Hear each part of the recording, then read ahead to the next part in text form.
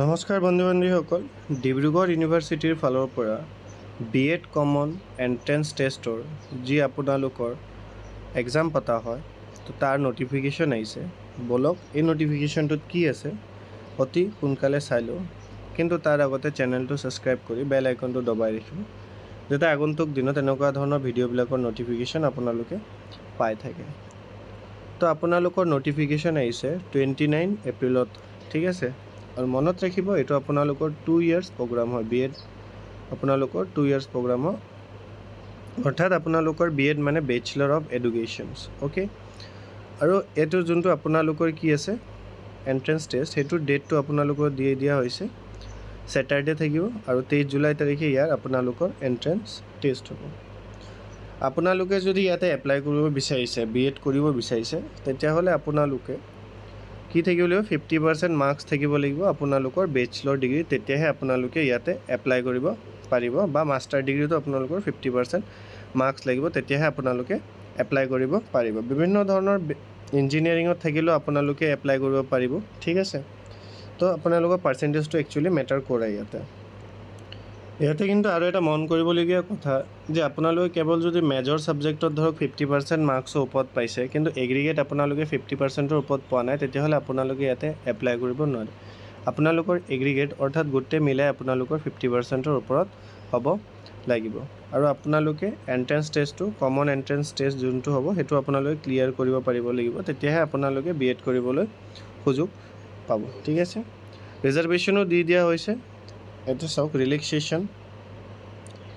Reservation government of আছামৰ যোনখিনি reservation policy আছে, সেইখিনি আপোনালোকৰ ৰিজাৰ্ভেশ্যন পাই যাব, অ'কে। ৰিলেক্সেশ্যন দি দিয়া হৈছে, relaxations of 5% in the qualifying marks. আপোনালোকৰ কোৱালিফাইং মাৰ্কছত ৰিলেক্সেশ্যন দিয়া হৈছে belonging to SC ST OBC MOBC categories, ঠিক আছে। মানে আপোনালোকে কোৱালিফাইং মাৰ্কছৰ পৰা 5% কম পালেও আপোনালোকে কোৱালিফাই হৈ যাব, যদি আপোনালোকে SC ST OBC MOBC কেটেগৰীৰ পৰা হয়। বা আপোনালোকে যদি এক্সপিৰিয়েঞ্চ আছে 5 ইয়াৰ্ছ টিচিঙৰ, চ' তেতিয়া আপোনালোকে কি কৰিব, আৰু কিন্তু 5 ইয়াৰ্ছ টিচিং আপোনালোকৰ 10th ষ্টেণ্ডাৰ্ডত পঢ়াব লাগিব, ঠিক আছে। ছেবা বৰ্ডৰ 10th ষ্টেণ্ডাৰ্ডত যদি পঢ়াইছে, তেতিয়াহ'লে আপোনালোকে দুটাৰ মাজত যদি যিকোনো এটাও আছে, তেতিয়াহ'লে আপোনালোকে ৰিজাৰ্ভেশ্যন ইয়াতে মানে ৰিলেক্সেশ্যন পাব। আপোনালোকৰ যোনটো ফৰ্ম ফিল আপ, সেইটো আপোনালোকৰ অনলাইন মোডতে হ'ব, ঠিক আছে। আৰু এইটো ফৰ্ম ফিল আপ আপোনালোকৰ ষ্টাৰ্ট হ'ব 1st of May, অৰ্থাৎ আজিৰ পৰা আপোনালোকৰ ষ্টাৰ্ট হ'ব। আৰু আপোনালোকৰ লাষ্ট ডেট দিয়া হৈছে 30 May, অৰ্থাৎ মে'ৰ লাষ্ট তাৰিখলৈকে আপোনালোকে ইয়াতে এপ্লাই কৰিব পাৰিব, ঠিক আছে। এপ্লাই কৰিবৰ কাৰণে আপোনালোকৰ ৱেবছাইটটো দি দিয়া হৈছে www.dibru.ac.in ত গৈ আপোনালোকে ইয়াতে এপ্লাই কৰিব লাগিব অনলাইনত।